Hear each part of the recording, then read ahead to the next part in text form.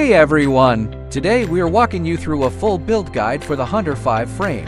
Let's start with the package contents of the Hunter 5. First is the frame pack, which includes 4 arms, 1 top plate, 1 mid plate, and 1 bottom plate.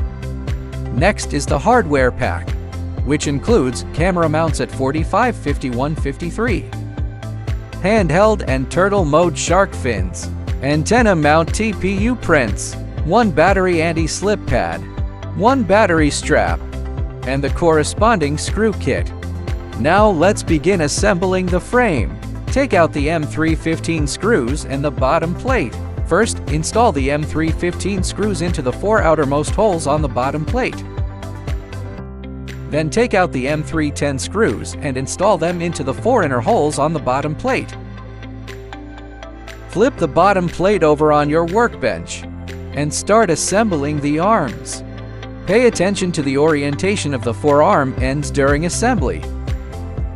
Take out the M322 screws and the mid plate.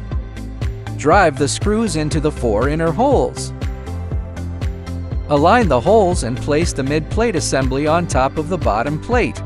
Tighten all screws. Take out the M321 aluminum standoffs and thread them onto the outermost M315 screws.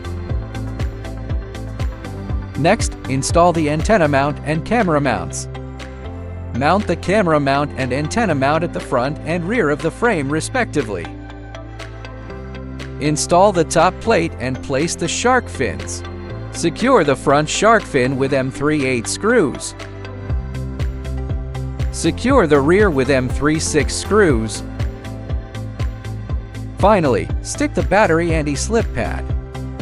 The Hunter 5 frame assembly is now complete. If you get stuck on screw sizes or any part of the build, drop a comment below. Thanks for watching.